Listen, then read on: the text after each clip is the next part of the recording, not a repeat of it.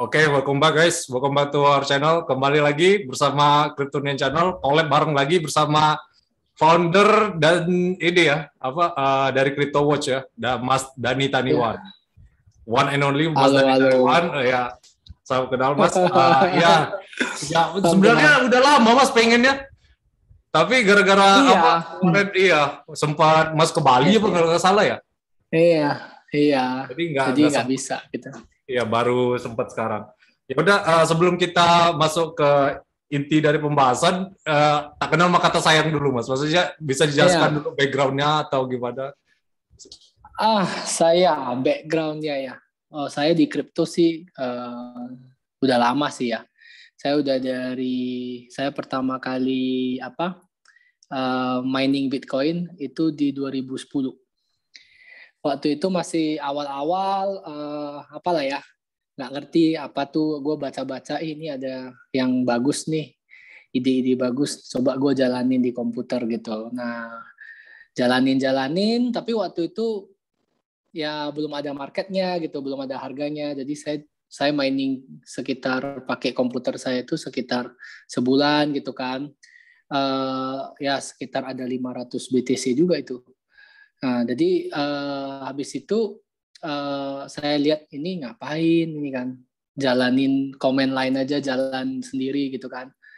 Terus gue nggak gitu ngerti juga apa itu namanya private key lah, apa itu namanya public key, terus cara bertransaksi ya saya nggak tahu gitu kan. Jadi saya lihat jalan-jalan sebulan nggak ada gunanya, saya cari lagi news yang nggak bisa diapa-apain, ya gue delete gitu semuanya, the whole node sama gue delete semua. Waduh.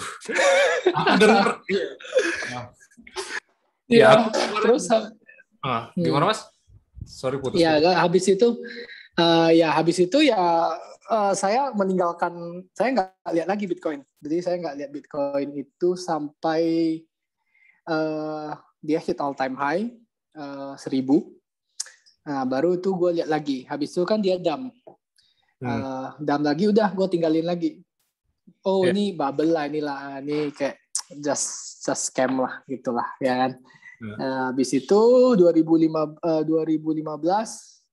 gue lihat lagi gitu kan, ada newsnya lagi update. Gue lihat nggak gitu tertarik juga sampai 2016 2017.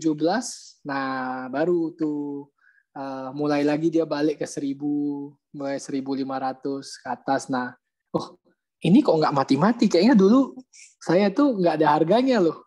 Ini yang kemarin udah bubble hancur, jadi dari 1.000 jadi sampai 100 balik gitu kan, 200 balik, kayak drop 90%, 80% gitu. Terus ya akhirnya saya ini kayaknya sesuatu yang mesti coba diseriusin gitulah. Nah, jadi mulai baca, mulai belajar. Nah, habis itu waktu 2017 kan hype-nya mulai orang ICO ya. Biasalah. Kita aku ya optimis juga kan. Wah, ini sesuatu yang baru nih. Blockchain solve everything, ya kan?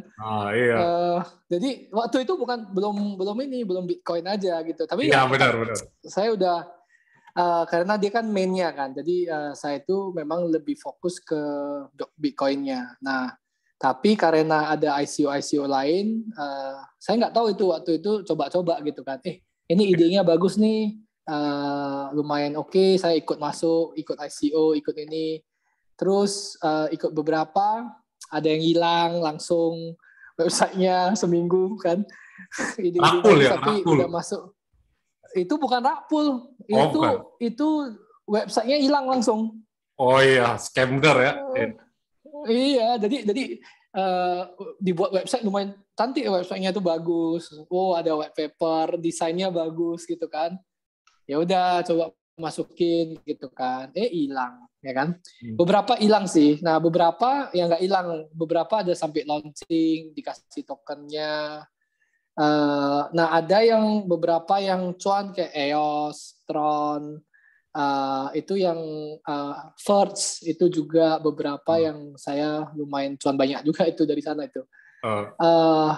Itu yang lain sih nggak gitu sih ya, yang lainnya nggak gitu cuan gitu. gitu loh. Nah, habis itu belajar, wah naik kan, euforia kan, Bitcoin sampai ratusan juta, sampai 200 juta, kayak saya optimis banget nih, wah lewat nih 300 juta nih kan. Itu bayangin aja saya belinya di pucuk. Ada Bitcoin yang saya beli di 298 juta. Itu yang paling tinggi di Indodax waktu itu. Yeah. Habis itu semenjak itu saya klik buy, langsung turun. Langsung nggak pernah lagi ke sana. Bulan Januari ya kalau nggak salah ya. Sampai kemarin. Iya, sampai kemarin Desember. Waktu dia balik ke ini 20.000. Iya, nah, jadi itulah. Jadi tapi waktu dia turun, justru saya banyak akumulasi di sana. Saya itu mulai pelajarin kan, mulai 2018 itu mulai hancur semua kan, bubble kan. Wah, itu banyak sih yang gue masih ingat NXT, Ignis. Wah, itu selesai tuh. Itu kemarin pakai Ignis ya. Iya. Itu asli itu sih. Itu habis banyak juga ya kan. Nah, dari sana mulai nih saya kan buat komunitas nih akhirnya. Sebenarnya 2017 itu CryptoOS itu udah ada. CryptoOS itu sebenarnya saya buat itu di sekitar 2017 itu di grupnya WA, WhatsApp. Jadi untuk teman-teman sendiri aja sebenarnya. Kan banyak teman yang hype juga kan, kayak ini sesuatu yang bagus juga ya, pengen invest, tapi caranya gimana gitu loh. Nah, belajarlah exchange, cara pakai wallet, cara transfer. Nah, makanya gue buat CryptoOS itu sebenarnya untuk teman-teman dekat. Nah, tapi lama-lama itu invite teman jadi banyak kan. Yeah. WhatsApp kan cuma bisa 255 maksimum gitu kan. Nah, sampai akhirnya ada 2 grup gitu kan. Nah, 2 grup, wah ini makin lama nih makin banyak orang ini, gimana nih ya kan. Nah, habis itu jalan, akhirnya saya pikir kok enggak kita pindah ke Discord gitu kan.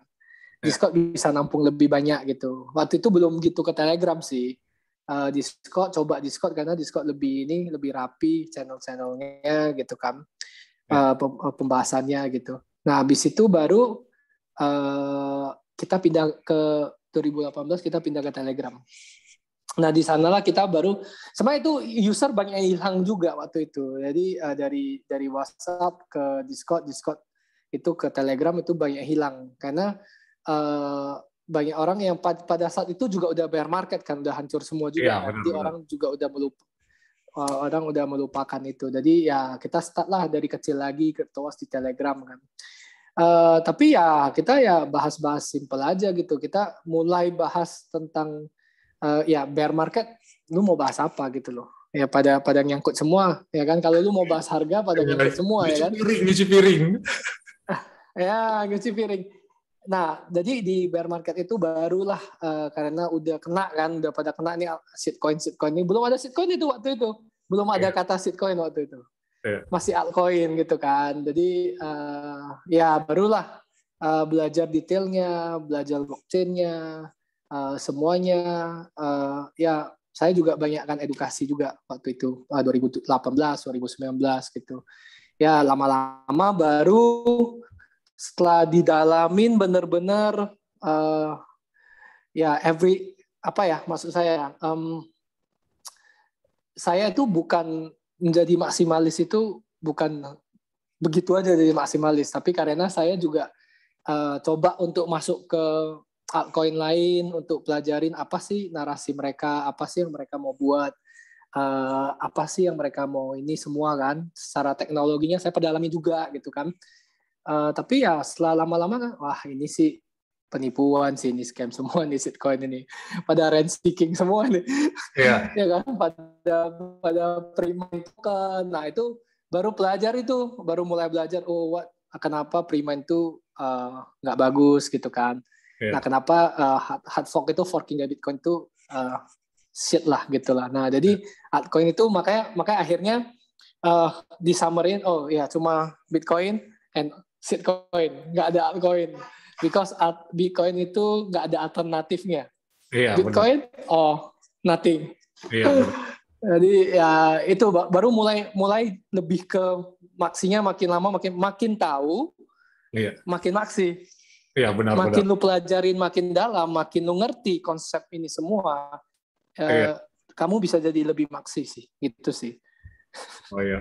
Jadi itu Ya, ya. Des, Ya, jadi itu ya guys, sejarah cerita lah, sejarah. background dari Mas Dani jadi Bitcoin Maxi ya, dan juga tentang Crypto Watch sendiri, bangun dari nol. Sempat di Discord juga ya, sempat Mas Toir kemarin sempat Ya bilang. sempat. Ya kita sempat Discord. Udah itu, tapi orang lebih susah. Mungkin nggak gitu waktu itu, nggak orang-orang pada belum familiar sama Discord ya. Karena Ya, Discord mostly for developer atau for gamers gitu. Jadi ya. orang awam mungkin agak susah untuk ini melihat Discord karena kan dia banyak channelnya di dalam. Oh Nah, iya. jadi akhirnya ya udahlah, kita move to single page ya Telegram gitu yang bisa tampung banyak user dan Ya. ya lebih enak komunikasinya sih Ya. di sana. Jadi Crypto Watch ini selain community fokusnya ke edukasi juga ya Mas. Kemarin Mas sempat bilang juga. Sebenarnya CryptoWatch itu ya kita nggak ada plan apa-apa sih. CryptoWatch is just community biasa gitu untuk just talk shit gitu lah. Ya. We learn together. Kita bahas sesuatu, kita debat ya kan. Ya, lu tahu lah CryptoWatch itu udah tempatnya berantem lah biasa lah. Tempatnya debat gitu kan. Jadi enak sih sebenarnya justru dari debat itu kita itu makin belajar. Jadi dari perspektif orang yang berbeda. Nah, kita juga sometimes mesti put ourselves in yang lain sih, posisi yang lain gitu loh, posisi yang seberang gitu kan. Kenapa sih dia debat gitu kan? Kita juga mau cari tahu kenapa menurut dia ini benar gitu kan. Menurut dia ini kayak sesuatu yang ada future-nya gitu. Sedangkan saya melihat itu nggak ada gitu loh. Nah, jadi pengen tahu juga kan. Makanya saya itu selalu justru makin ada perdebatan itu kita makin belajar, kita makin research, makin kayak tahu gitu kan. Oh ya, mungkin mereka itu pemikirannya masih kemakan minyak ular misalnya. Saya sering ngomong minyak. Itu memang wah itu salut sih gue sama orang-orang yang jual shitcoin itu. Ya itu benar, mereka itu ya rent seeking-nya itu panjang banget, dan mereka karena mereka punya duit, karena dari ICO mereka udah punya duit. Oke, mereka itu bisa stay di sana itu ya karena dia ngomongnya research ya. Jadi ya keep on research saja gitu loh. Keep on research, bilang ntar kita mau launch something terus harganya naik gitu kan, pom lagi naikin harganya gitu kan. Orang optimis gitu. Nah, mereka jual lagi. Jadi dan mereka kan keep on printing the token Ya, kan. Jadi mereka udah dapat pertama dari ICO itu udah banyak. Dan mereka keep on printing the coin gitu, inflasi terus kan, kayak Ethereum, kayak Cardano, EOS dan yang lain-lainnya itu kan keep on printing gitu. Nah, mereka itu justru keep on printing, buyer mereka harus tetap jualan gitu, biarpun produk akhirnya itu belum jadi gitu loh, masih cuma mimpi gitu loh, kayak delay. Nah, ntar bilang mau launching, oh enggak ntar delay dulu, oh nggak bisa delay dulu gitu kan. Jadi ya mereka itu ya begitu. Nah, akhirnya rent seeking terus. Tapi ya kita nggak bisa salahin orang, tapi orang percaya sama mereka bahwa ya this is the future technology. Ya bagi gue sih sampah sih itu sih. Iya, itu benar. sih sumpah. Itu nggak ada yang bisa namanya future teknologi apaan itu. Iya. Ya itu tadi kita dapat penjelasan pencerahan dari Mas Dani guys mengenai rent seeking dan shitcoin ya secara general, dan mengapa itu membuat Mas Dani ini sebagai Bitcoin maksimalis gitu ya. Nah mungkin kita masih ini aja dulu Mas, mungkin untuk awam aja ya. Menurut Mas sendiri Bitcoin itu apa Mas? Maksudnya untuk kalau misal Mas dikasih penjelasan untuk ini apa ke orang-orang awam atau orang-orang anak SD gitu, Bitcoin itu apa gitu? Ya kalau sebenarnya sih ya Bitcoin itu paling gampang disamanya seperti narasinya is a digital gold kan. Kenapa dia bisa dinamain digital gold? Ya karena dia punya karakteristik yang agak scarce gitu loh, agak limited supply gitu. Nah, sebenarnya emas juga nggak limited. Emas juga, lu nggak tahu kan berapa ton emas di bumi ini yang cumanya kita makanya ngomongnya stock to flow ya. Stock to flow itu produksi emas itu kan fix per tahunnya segini berapa ton. Ya paling naik sedikit gitu. Jadi inflasinya itu kayak dikit. Tapi kalau misalnya kalau tiba-tiba harga emas naik, banyak miner, otomatis inflasinya naik dong. Karena banyak orang yang tambang kan, inflasinya naik. Nah, sedangkan Bitcoin beda gitu loh. Bitcoin tuh pertama, dia punya limited supply yang nggak bisa diganti lagi. 21 juta. Yep. Emas lu nggak tahu berapa ton, oke? Nah, kalau misalnya tiba-tiba harga emas naik, miner naik, otomatis inflasi naik, harga emas turun. Ya, sedangkan Bitcoin, tiba-tiba harga Bitcoin naik, demand tiba-tiba naik, supply nggak bisa naik. Tambah miner juga nggak bisa. Tetap 10 menit, every block itu 6,2, sekarang 6,25 Bitcoin. Ya, so, benar. Lu nggak bisa nambah kayak, tiba-tiba banyak terus per bloknya itu jadi 12,5 Bitcoin. Nggak bisa gitu loh. Per 10 menitnya jadi cumanya bisa ini aja, makin banyak miner mungkin block time-nya bisa lebih cepat sedikit jadi 9 menit gitu loh. Jadi nggak 10 menit. Ntar dua minggu lagi di-adjust balik gitu loh. Jadi Bitcoin tuh hebatnya itu ada automatic adjustment-nya. Jadi difficulty adjustment.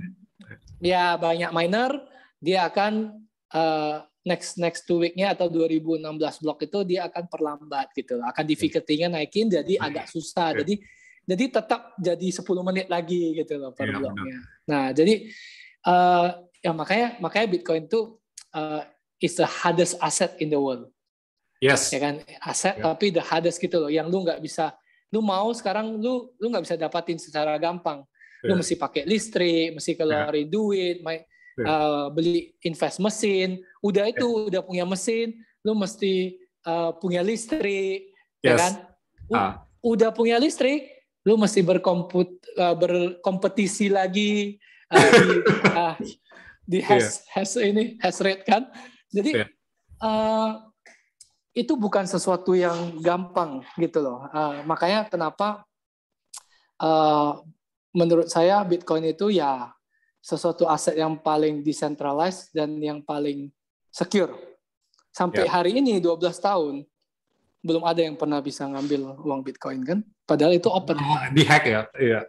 Lah, ini open system. Biasa closed system kan di-hack ya. Closed system aja selalu di-hack loh. Iya, benar. Kayak closed system itu sering jebol malahan. Ini open, kalian bisa lihat code-nya semua. Ya kan, kalian bisa cari celahnya karena dibuka kan. Kalian bisa running node sendiri di rumah, install Bitcoin Core, kalian bisa opera-aprik sendiri. Tapi sampai hari ini belum ada yang pernah bisa curi kok Bitcoin. Yes. Nggak ada. Ya itu berarti the greatest invention dari Bitcoin ini apa Mas? Apa difficulty adjustment-nya atau digital scarcity atau apa menurut Mas? Yang invention Bitcoin ini lain dari yang lain? Desentralisasi sih, desentralisasi. Ya, tapi makanya orang selalu jual project shitcoin lain. Iya, decentralized juga. Decentralized apanya? Lu pre-mine. Ya kan? Lu punya kayak Ethereum 70% lu pre-mine. Ya kan? Mereka yang control the network. Mereka mau ubah-ubah, mereka yang punya koinnya terbanyak. Proof of stake lagi lebih centralized lagi. Karena mereka pre-mine. Lu bayangin ya. Lu stake pakai sesuatu yang lu nggak ada usahanya, lu pre-mine. Iya benar. Lu pakai usaha apa? Lu buat token itu berapa juta token Ethereum, ya kan? 70% dari sekarang, sekarang gua nggak tahu sih berapa sih totalnya sih. Tapi yang penting 70% itu cukup banyak dan itu pre-mine, nggak usah proof of work. Iya, ya kan? Bitcoin itu dari hari pertama itu udah proof of work. Dari Satoshi dan beberapa Halvini dan semua itu udah proof of work gitu loh. Nggak di pre-mine, nggak keluarin dulu 21 juta itu udah ada gitu di market, nggak ada. Mulai dari 50 Bitcoin per 10 menit itu pelan-pelan naik. Kalau Ethereum 70% dari supply sekarang udah ada langsung. Nah, Kan yang pegang Vitalik, Ethereum Foundation, dan semua beberapa yang komunitas awalnya mereka lah, foundationnya lah ya kan. With consensus they all lah. Nah jadi lu bayangin aja ya, mereka punya hold gitu banyak pre-mine, terus ganti ke proof of stake. Mereka pakai tokennya stake kan? Ya benar. Dia kan nggak pakai duit belinya. Dia kan nggak pakai listrik buatnya. Cuma enter keluar ini tokennya. Terus proof of stake kan itu mainnya ini kan kayak voting kan, siapa yang the next validator kan. Jadi lu makin banyak staker, makin banyak koin, makin banyak node, lu akan menjadi yang dipercayain, yang akan block producernya lah. Otomatis lu pegang itu pre-mine semua, lu taruh di stake. Ya milik lu juga gitu. Nah, dan kenapa bedanya altcoin sama Bitcoin tuh? Satu, Bitcoin yang paling hebat itu bukan desentralisasi aja. Monetary policy nggak pernah diubah. Lu ngerti nggak monetary policy itu apa? Monetary policy itu adalah supply 21 juta, itu tidak akan berubah. Inflasi setiap 10 menit 6,25 tidak pernah berubah. Setiap 4 tahun halving, setiap 2 minggu difficulty adjustment.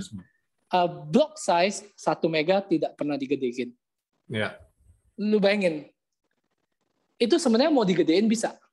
Ya makanya perdebatan di 2017 namanya block war ya. Block size war itu sama Bitcoin Cash, Bitcoin SV yang mereka bilang, oh blok harus gede. Ya semakin besar blok, memang satu blok bisa banyak transaksi ya, tapi nggak ada make. 60%, 70% kalian yang memproduksi itu sekali nge-mine semua transaksi fee kasih ke kalian. Ya kan? Kalian juga udah cuan airdrop, kalian cuan transaction fee, kalian cuan semua. Jadi it's bullshit lah itu block size gede itu bullshit banget itu. Ya kan? Makanya kalau mereka itu udah nggak sanggup mau scale-nya itu pakai main block size gede. Ya Ethereum baru naikin 2 kali lipat block size-nya sekarang. Yang kemarin update yang 1559 itu, ya kan dia nggak sanggup, dia mau perbanyak supaya karena dia kan transaksinya udah kecil nih. Miner udah dapat tipnya kecil, mau di-burn kan. Kalau dia nggak banyak transaksi dalam satu blok, miner mau makan apa? Ya nggak bisa kan. Otomatis digedein, jadi supaya satu transaksi itu banyak banget, satu blok itu banyak banget transaksi yang bisa diproses. Biar bisa cuan gitu loh. Tapi ya itulah. Makanya Ethereum itu suka-suka Vitalik, suka-suka foundation mereka. Oh iya, kayaknya kita ganti lah ya. Nggak gitu bagus ini ekonomiknya, kita ganti lagi monetary policy-nya, block size gedein, bentar kita bisa burn, suka-suka dia mau burn. Coba Bitcoin bisa nggak lu mau buat? Oh Bitcoin diturunin aja jadi 20 juta. Atau setiap kali ada transaksi malahan bukan satu blok itu bukan 6,25, malahan dikecilin jadi 2,25 misalnya. Ya nggak bisa lah, suka-suka lu. Ya makanya Bitcoin itu sebenarnya, makanya gue bilang ya, itu network efeknya udah solid banget, itu komunitasnya udah solid. Ya itu yang jalanin as a miner, holdernya, yang whale-nya semua, itu mereka udah sepakat gitu loh. Kayak oke, kita tidak akan berubah apa-apa. Ya konsensus kita tidak akan berubah apa-apa. Ya Satoshi buat apa ya? Udah kita jalanin.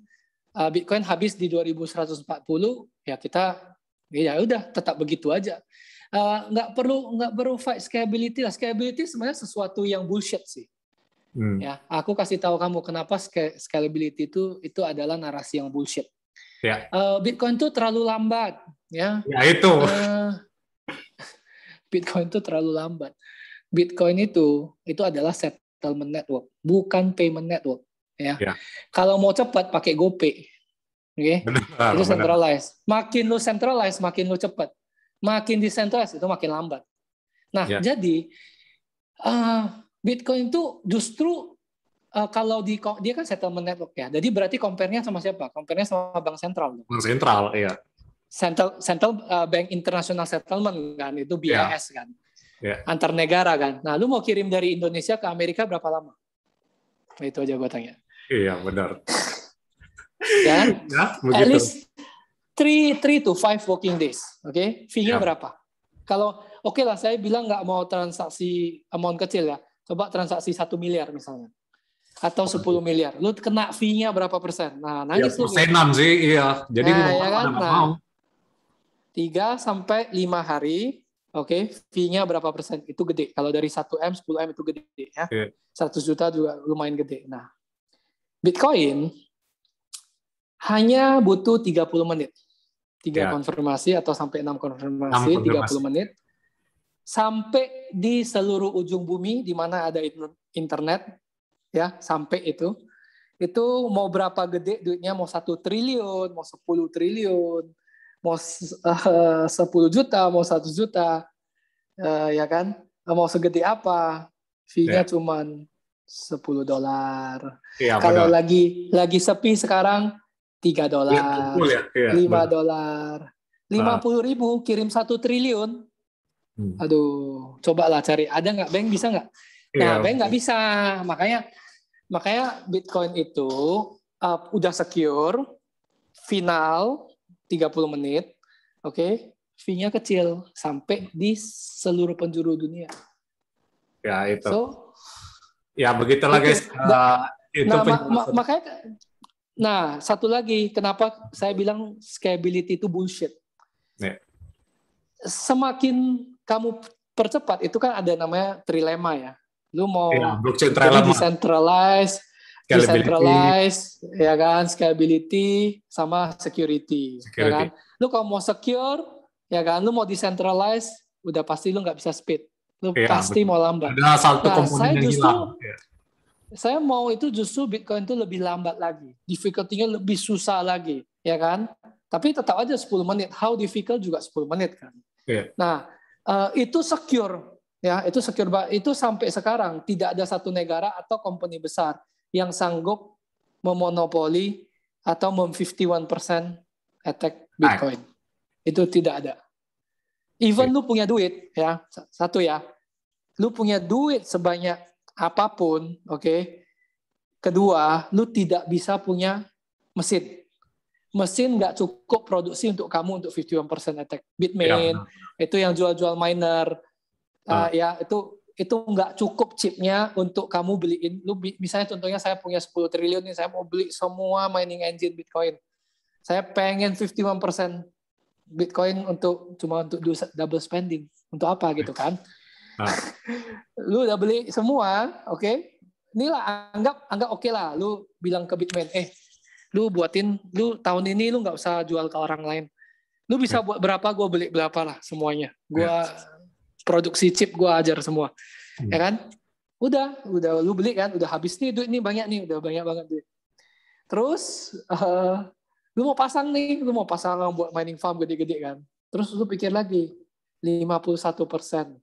Lu bayangin 51% power hash rate itu listrik berapa negara, bro? Lu mau ambil, bro, mau beli.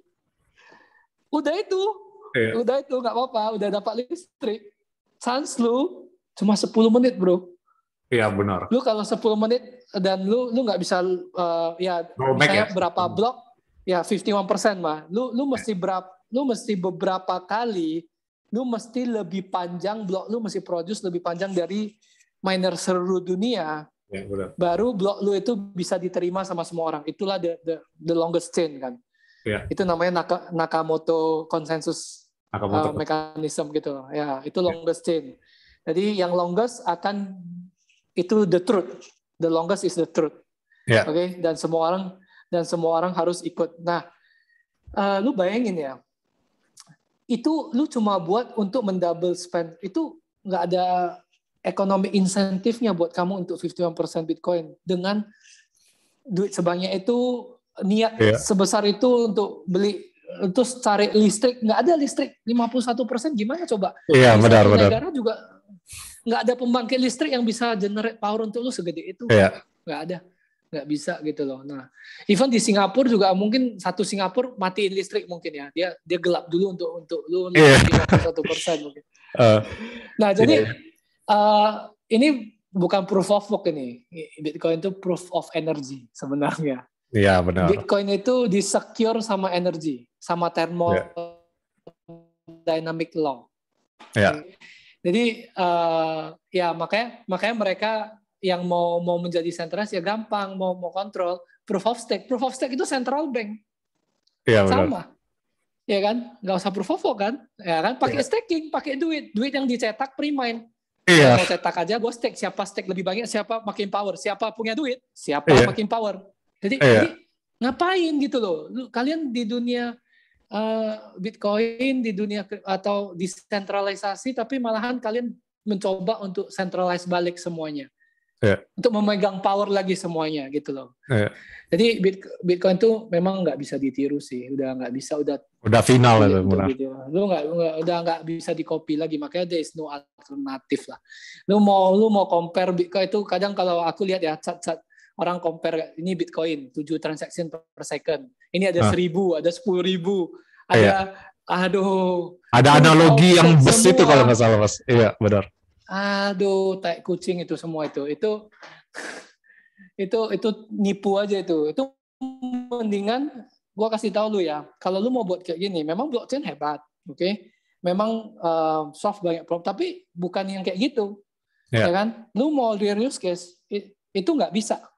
Real use case itu public blockchain tidak bisa dipakai di real use case. Karena kenapa? Real company, yang punya entity, PT, misalnya institution, atau bank, atau apapun itu, atau yang berdomisili di satu negara yang punya legal tender, lu nggak bisa melakukan transaksi dengan currency lain. Jadi saya tanya, kalau event blockchain adalah public blockchain apalah ya kan, saya nggak mau sebut nama lah ya, ntar sakit hati juga orang itu kan. Yang public blockchain yang punya koinnya gitu kan, gini lah contohnya lah, gue buat satu blockchain, satu network yang namanya pakai koin Dani gitu kan. Saya mau suruh institution pakai, contohnya saya suruh PT apa gitu yang misalnya suruh BCA misalnya, Bang BCA pakai dong gue punya network, tapi transaction fee-nya semua transaction-nya pakai koin Dani ya. Koin Dani itu fluktuatif, terus harganya gue nentuin sendiri, gue bilang 500 perak deh, ntar besok kalau naik ular lah ya. Terserah, tapi yang penting lu beli koin saya, gue suruh BCA nih, kalau lu mau pakai network saya, lu beli koin saya, lu stake koin saya, atau apapun itulah, untuk transaction fee lu harus bayar pakai koin saya. Gue tanya, BI kasih nggak? Enggak lah. Ya enggak kan? Iya, benar. Bank sentral kasih nggak? Bank sentral ya pasti nggak kasih. Makanya saya bilang, real use case apaan? Iya, benar. Decentralized apaan? Lu mau suruh institution pakai sesuatu, atau bank yang pakai sesuatu yang tidak bisa dia kontrol. Lu suruh pemerintah atau institusi pemerintah suruh pakai sesuatu yang tidak bisa dikontrol. Misalnya, dia buat KTP atau identity sertifikat tanah di atas Ethereum, public blockchain. Bisa. Memang bisa dibuat. Emangnya bisa mau pakai. Government mau gitu. Percaya. Makanya gue bilang, itu semua minyak ular. Itu bullshit semua. Itu nggak bakal ada use case. Itu cuman kayak mimpi-mimpi orang kayak tau nerd kan.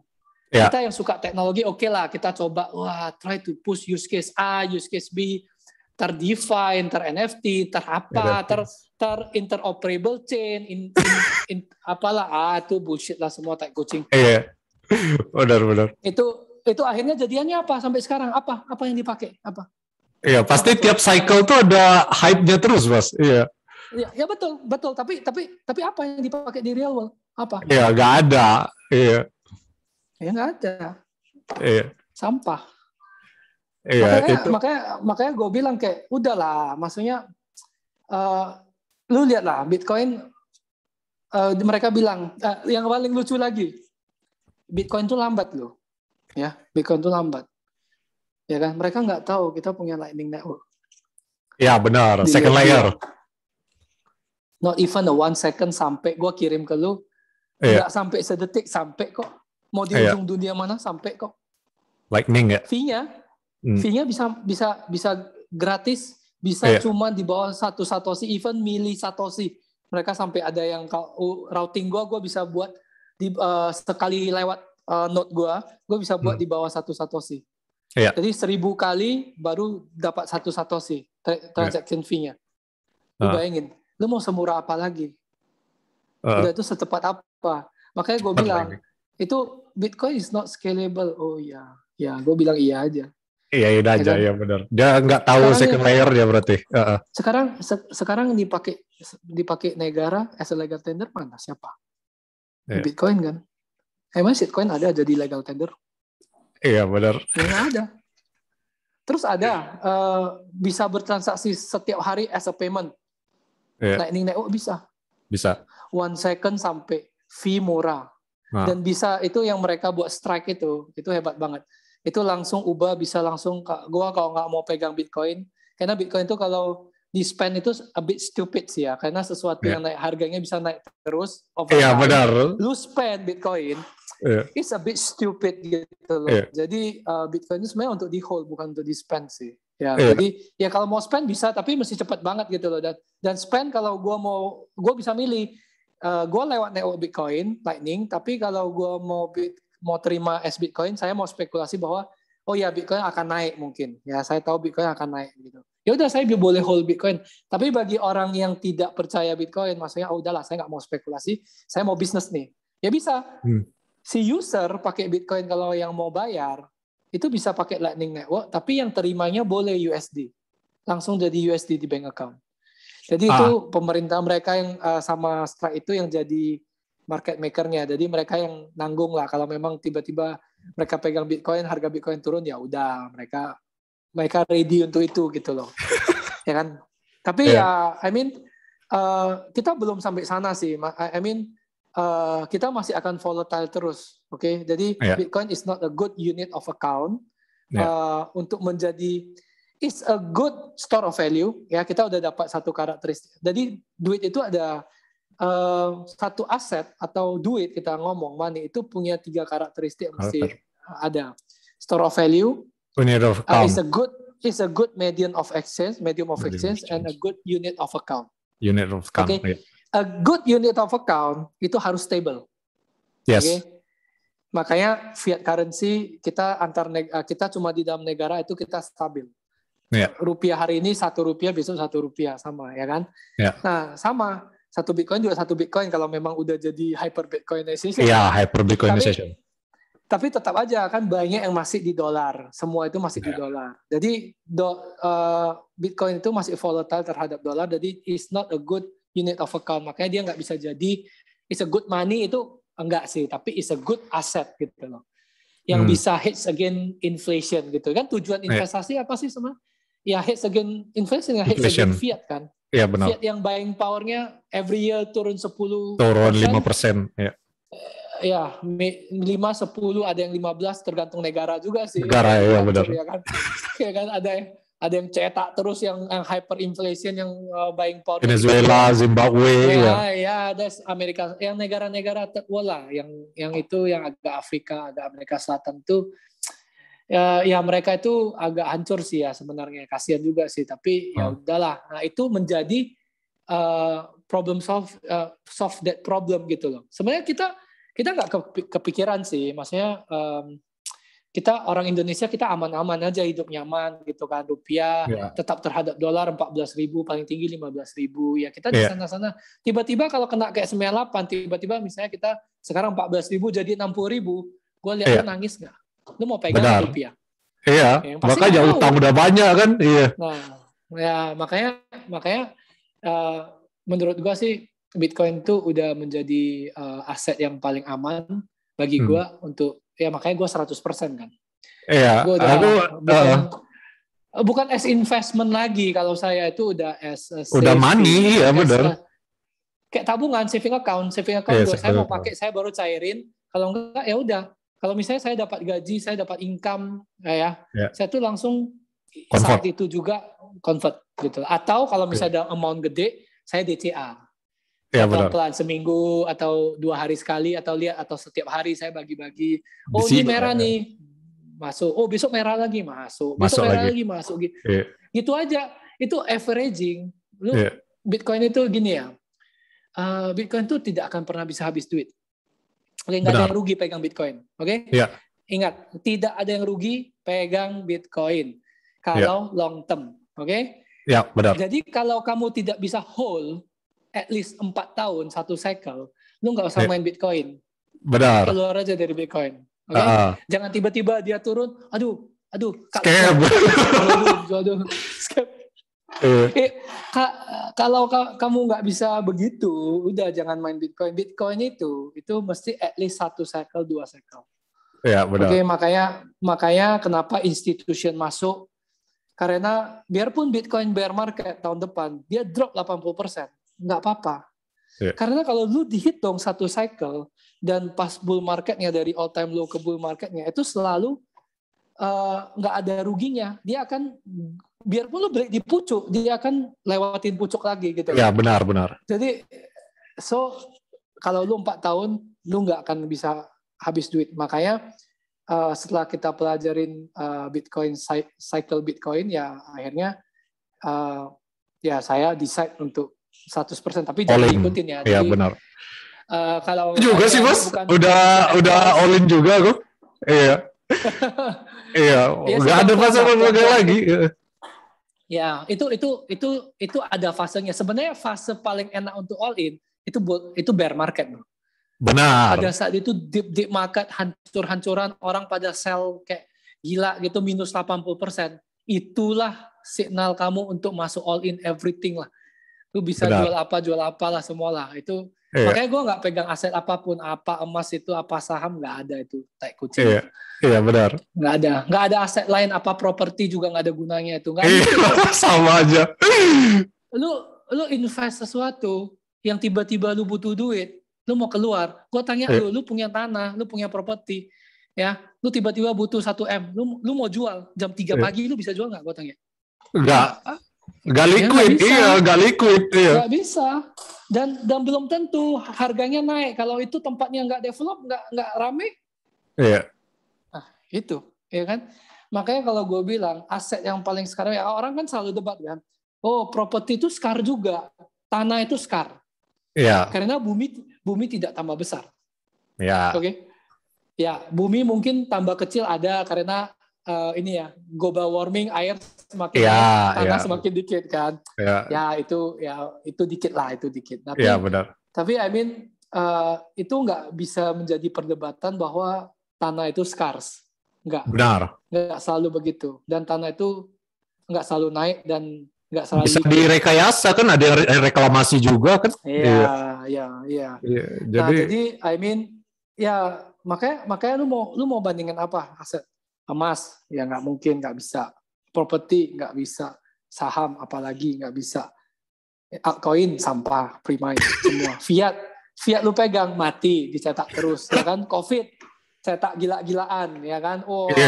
Quantitative easing, helikopter money dibagi ke Amerika, dibagi. Satu rumah dapat 1.200, dapat 600 lagi gitu, cetak terus. Free money, stimulus ya.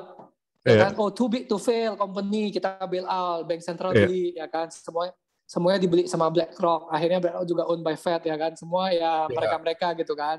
Terus nggak cukup lagi, beli lagi gitu kan. Akhirnya apa? Semua di-own sama mereka juga, dimonopoli sama mereka gitu. Karena mereka apa? In God we trust di USD kan. Ya udah kita percaya sama Tuhan, kita cetak terus kan dari langit terus. Iya benar. Ya kan? Kalau Bitcoin verify ya, not trust ya. Mantap, trustless. Lu nggak bisa. Iya. Gua tanya lu mau cetak dari langit dari apa? Iya, memang bisa. Dia fiat from nothing, tapi nggak from nothing, from proof of energy. Benar. Proof of work, proof of energy, thermodynamic law. Terus lu mau compare sama Pep, kan kemarin pas ngomong sama BI kan. BI bilang Bitcoin kan fiat juga, from nothing, from thin air. Oh salah Pak. Kalau from thin air kamu salah Pak. Ada proof of work-nya. Perlu energi. Perlu duit untuk beli mesinnya dulu, perlu duit untuk bayar listriknya. Ya kan? Kalau fiat, enter. Fed bilang enter, selesai. Keluar. Tinggal klik aja udah selesai. Iya. Atau sama sih Ethereum juga kayak gitu, Ethereum kan. Tapi aku anehnya Ethereum tuh lolos ini sama SEC. Apa security? Belum. Oh, belum. Belum. Nah, makanya yang ini ya, kali ini kan Gary Gensler. Ya, Gary Gensler. Dia ngerti banget what is security and what is Bitcoin kan. Nah, makanya SRP sekarang lagi dihajar itu. Dia cetak terus seenak jidatnya, dia print jual. Tahu apa yang ditulis sama fungsi dari perusahaannya? Jual token, jual koin. Iya, benar. Waduh. Cetak jual. Ada yang beli karena banyak army yang tolol gitu loh, ya kan? Iya, benar. Oh, XRP to the moon, ya kan? 589. Iya. Aduh, itu otaknya taruh di mana? Coba kalian itu dicetak terus seenak jidat dia tuh, tinggal print gitu. Kalian beli gitu. Itu aset, investasi. Oke lah kalau gini loh, gue nggak masalah bagi orang yang mau trading atau mau cari cuan dari altcoin atau shitcoin, I'm fine. Oke? Yeah. Oke. Itu pinternya kamu. In the right timing, oh ini bear market, saya coba lah ya, judi, ya kan? Ya. Judi dong. Benar. Dong, saya beli nih. Kira-kira ini 10 shitcoin atau 100 shitcoin, kayaknya ini ada masa depan. Ya salah satu kena gua cuan. Ya udah, lu beli aja 100 semua shitcoin. Ya kan, lihat cycle berikutnya. Kalau itu 100-100-nya nggak balik, jadi abu lu. Ya kan? Jadi abu dong. Yeah. Ya kan? Nah, kalau ada yang kena satu, ya lu kalau bisa tutup yang 99 tadi yang loss, ya nggak apa gitu loh. Yang satu itu bisa go 1000 kali lipat gitu misalnya kan. Ya kalau lu bisa pinter hitungan, yang lu bisa dapat jackpot satu koin itu bisa nembak, ya lu kaya gitu kan. Nah, makanya gue bilang atau trading harian lah, ya kan, apalagi di bull market kayak gitu, kalau mereka pintar-pintar marketing, pintar buat news, pom-pom, ya lu kalau udah cuan exit. Gitu loh. Jangan aku mau hold. Itu pengkultus ada, aduh. Itu hold 10 tahun jadi abu. Ya benar. Banyak tuh 2018 punya shitcoin tuh nggak balik loh. Selesai loh. Sekali banyak sampai hari ini udah, ya kan, sampai hari ini satu circle lagi ya, yang berani, yang punya network efek gede, komunitas gede, army gede, duit gede, liquidity gede, bisa lah Ethereum, ya kan, Ethereum, Cardano, BNB, ya itu yang punya, ya yang punya 1-2 lah, ya kan. Ya benar, ngopom terus. STZ, ya kan, kita bakar, ya kan, kita burn lagi. Iya. Bakar aja terus, ya kan, bakar aja sampai habis semua akhirnya. Ya, sampai bilang ultrasound money, Mas. Apa? Ultrasound money. Gini loh. Gue tanya lu ya. Itu tidak, kenapa saya bilang kalau lu bilang ultrasound money, pertama, lu mesti jadi balik lagi store of value. Iya. Ethereum is not even a good store of value juga. Iya. Pertama, nggak ada scarnya, bukan hard money, ya kan, unlimited supply, monetary policy ganti terus, ubah-ubah terus, ya kan, store of value gagal, medium exchange, lah, lebih cepat dikit lah dari Bitcoin 13 transaction per second, lah, transaction fee jadi anjing. Iya. Banyak tembak, harga naik juga kan, jadi anjing, mati, ya kan? Not a good medium of exchange juga, gitu kan? Unit of account, lebih nggak jelas. Lu utility atau investment sekarang? Utility itu harus, if you say you are network token, you are utility. You serve the utility of the network. Itu harus murah, harus stabil. Nah, kalau sesuatu barang yang harganya bisa naik terus, lu mau pakai nggak? Gue mendingan invest. Benar. Hold kan? Iya. Contohnya ya, admin gini, pakai OVO atau Grab atau GoPay, Setiap kali kamu pakai GoPay kena 1.500 atau 3.000. Anggap aja itu koin, anggap aja itu token ya. As transaction fee, Hari ini lah 3.000 perak saya bayar GoPay, 3.000 perak. Ya. Karena GoPay coin-nya itu seharga 3.000 perak hari ini. Tiba-tiba besok saya mau pesan makanan, GoPay-nya naik. GoPay harga koin to GoPay-nya naik. Transaction fee-nya jadi 40.000. Terus lu mau beli makanan yang 30.000, make sense nggak? Enggak sih. Ya nggak bisa. Ya nggak bisa. Unit of account nggak dapat. Iya benar. Oke, store of value dapat karena dia naik nilainya. Oke, utility-nya dapat. Utility nggak dapat. Kalau volatile, orang nggak bisa mau bertransaksi pakai network itu susah karena setiap bukan gas fee aja, gas fee udah volatile nih. Oke? Iya benar. Gas fee volatile. Harganya sendiri, value-nya sendiri volatile juga. Benar. Iya.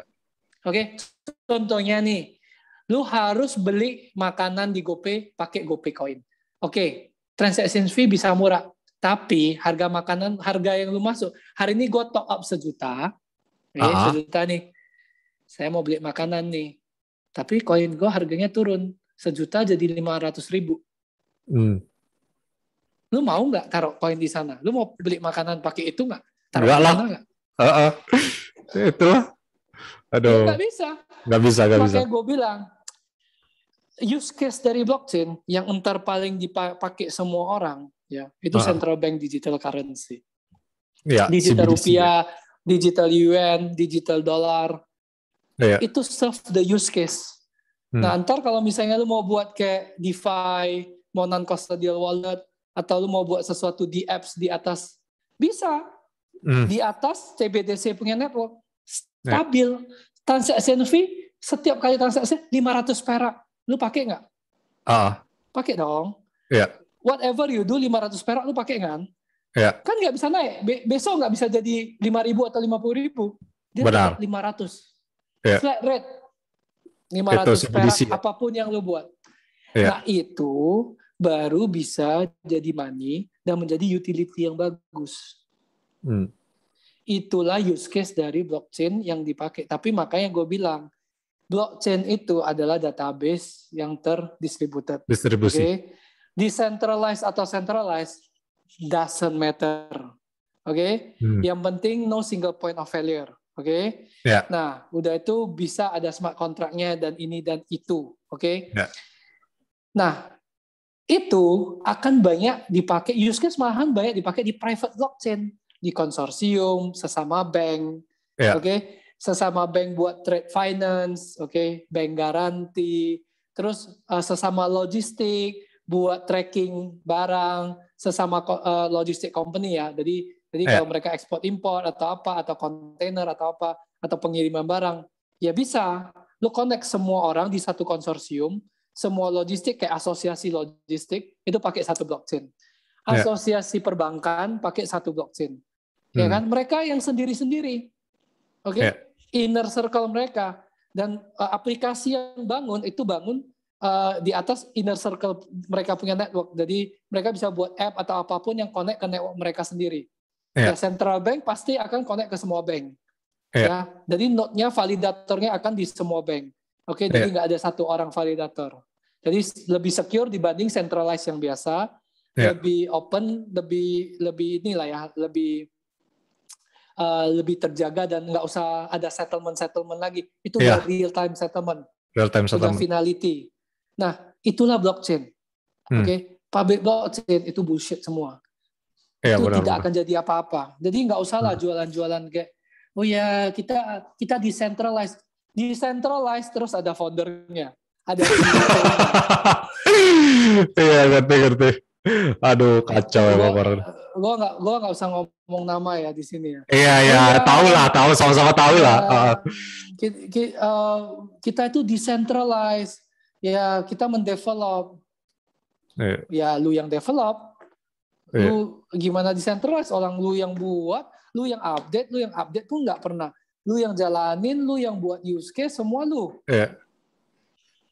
So, nggak ada, minyak ular. Minyak ular lah, bullshit lah. Real use case nggak ada. Akhirnya apa? Buat rent seeking terus.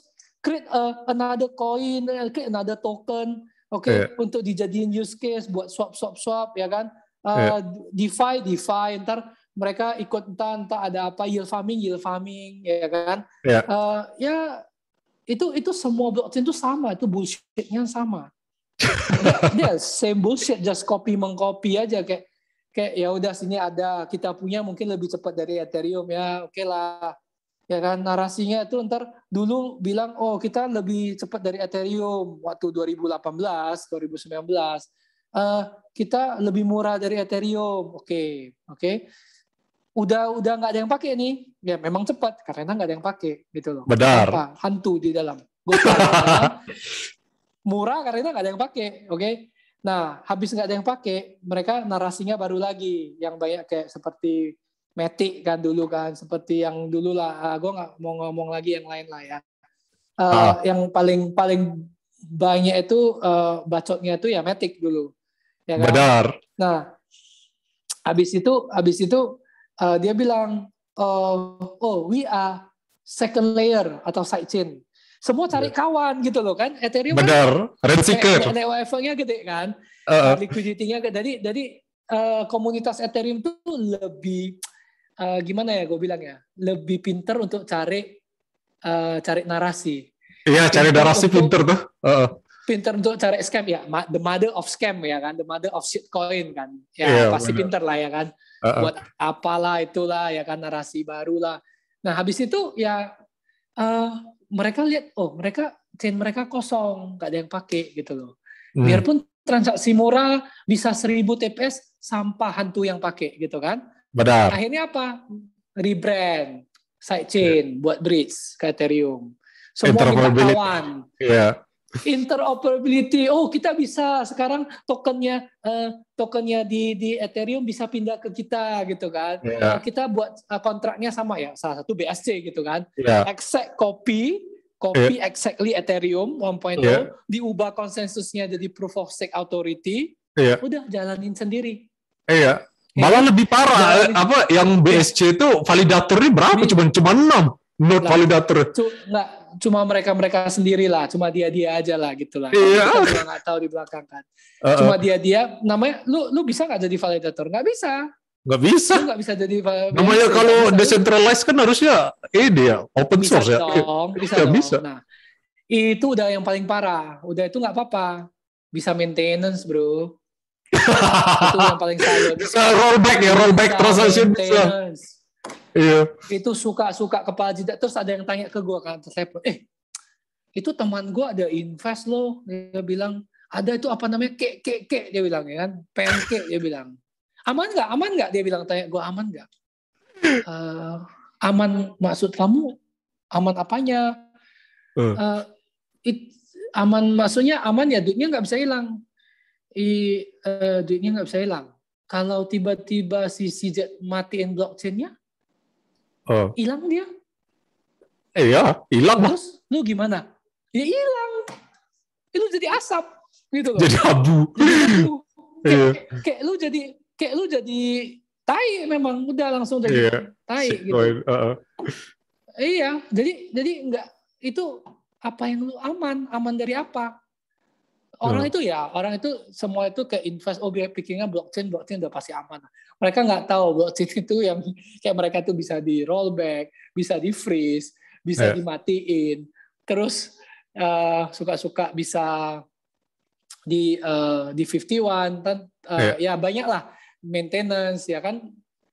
Mereka nggak pikirin itu, mereka nggak tahu. Hanya Bitcoin yang nggak bisa kayak gitu loh. Nggak bisa. Monetary policy nggak bisa diubah, nggak bisa suka-suka diganti. Nggak bisa dimatiin, nggak bisa di 51%. Gue tanya lu, orang bilang, ya shitcoin gini. Gue challenge lu, berani nggak lu taruh 1 M di shitcoin? Berani nggak? Nggak berani ya gue. Aduh. Jual rumah, semua harta lu 100%, lu convert ke shitcoin, lu berani nggak? Ke Doge lah. Gue tantang lu, berani nggak? Nggak berani. 100% loh ya, bukan kayak cuma taruh 500.000 sampai 500.000. Gue nggak mau dengar cerita kayak gitu. Iya gue main Bitcoin, gue berani di sini 500.000. Apaan 500.000? Coba lu taruh the whole of your wealth, Semua lu punya uang, semua the whole bank account, oke. Kalau nggak ada 1 M nggak apa-apa. Lu kalau misalnya ada 100 juta, 200 juta, udah 200 juta itu 100%. Lu berani nggak taruh semua di Sitcoin? Gua challenge lu, lalu berani nggak? Tai kucing. Ya kan? Nggak ada yang. Nah kalau Bitcoin, gue berani bro. Lu mau 10 M, mau semua harta gue masukin satu, gue berani. Michael Saylor berapa billion bro dia masukin. Tesla berapa billion bro dia masukin. Shitcoin nggak ada yang berani masukin bro. Suka-suka dia ubah inflasi, suka-suka dia monetary policy, suka dia ubah. Cetak besok, cetak lagi, pre-mine lagi, proof of stake, pre-mine lagi besok. Mereka yang kontrol, mereka yang re-op. USDT bisa di freeze. Coba. Apaan tuh? Apaan decentralized? Decentralized apanya sih? Makanya mereka nggak ngerti decentralized itu apa gitu loh. Mungkin banyak orang yang pegang server itu udah namanya decentralized. Bukan kayak gitu. Bukan kayak gitu. Memang betul decentralized as architectural. Iya. Tapi by politically lu centralized. Iya, itu benar. aja. Ya kan, decentralized lu mesti dibagi. Orang nggak ngerti, orang pikir decentralized satu. Ada namanya architectural decentralized, politically decentralized, logically decentralized. Monetar centralized, gitu. Itu lu udah centralized semua. Yang cumanya yang lu decentralized itu, cuma node lu dipisah. Oh ya, node-nya bisa ngakak lagi. Tahu node-nya taruh di mana? Di mana? Tahu Ethereum node taruh di mana nggak? Lu coba lu buka how to install Ethereum node. Oke, apa yang diajarin semua? AWS, bro. Amazon Web Service. Yes. Aduh. Oke. Amazon Web Service. Oke. Ya, gue nggak mau tahu shitcoin lain, sama juga semua di AWS. Oke. Iya, benar. Nah, terus taruh cari tahu lah kalau Ethereum itu ada Infura namanya. Semua itu lu mau deploy, semua itu lewat Infura. Ya kan? Infura mati, banyak Web3 yang hilang, banyak token yang hilang, banyak wallet yang nggak bisa pakai. Infura sekali mati, ya kan? Decentralize apanya? Itulah. Kalau jalannya di AWS. Oke? Jadi udah itu yang shitcoin itu ya. Kalau kalian mau trading, silakan kalian trading, tapi jangan kalian jualan minyak ularnya. Gitu. Benar. Iya kan? Gue fine aja. Itu yang ngambil adopsi Bitcoin itu mas sebenarnya. Enggak, gue tidak akan pernah ada masalah atau mau debat ataupun marah ataupun apa sama orang yang cuman hanya trading shitcoin, nggak apa-apa. Lu mau trading, lu bisa cuan, lu pintar, just go ahead. Lu bisa cuan lebih banyak Bitcoin, lebih banyak shitcoin untuk beli Bitcoin, go ahead. Itu pintar-pintar lu. Oke? Tapi menurut Maxi, menurut yang lain-lain yang punya pengalaman, juga kita punya pengalaman dari pakai Bitcoin, beli altcoin, terus mau cuan balik ke Bitcoin lebih banyak, itu kayaknya 99% mati sih, 1% aja yang selamat yang bisa nambahin Bitcoin. 99-nya out semua, bye semua, selesai. Lu nggak bisa punya, lu main sama orang yang punya token, pre-mine token, dia tinggal ngedam kalian, dia ambil Bitcoin kalian, selesai kalian. Ya kan? Jadi ya udahlah. Ya kalau lu hoki silakan, nggak apa-apa. Dan yang gua nggak bisa terima itu adalah orang yang jualan shitcoin. Iya, makanya. Itulah. We are decentralized. Decentralized pala lu, tidak lu. Transaksi fee kita murah. Lebih cepat dari Bitcoin. Lu berarti lu nggak ngerti blockchain, lu nggak ngerti Bitcoin. Benar. Oke. Makanya kalian tuh selalu shitcoin tuh selalu ya. Kalau memang kalian tuh udah berbeda, kalian jangan selalu ngambil Bitcoin itu menjadi barang jualan kalian. Oh ya, selalu ya, shitcoin tuh ya semua kalian punya, lu lihat ya, mereka punya white paper, mereka punya presentasi jualan, itu selalu ngomong Bitcoin dulu. Iya, benar. Oke, habis ngomong Bitcoin, bilang koin mereka lebih cepat, lebih ini bisa seperti kayak Bitcoin, lebih canggih, ada smart contract, bisa ini sama itu. Bullshit. Iya. Ya, jadi itu udah jualan yang, jadi akhirnya kayak dia itu mau nyamain dia sama Bitcoin, orang udah jelas beda.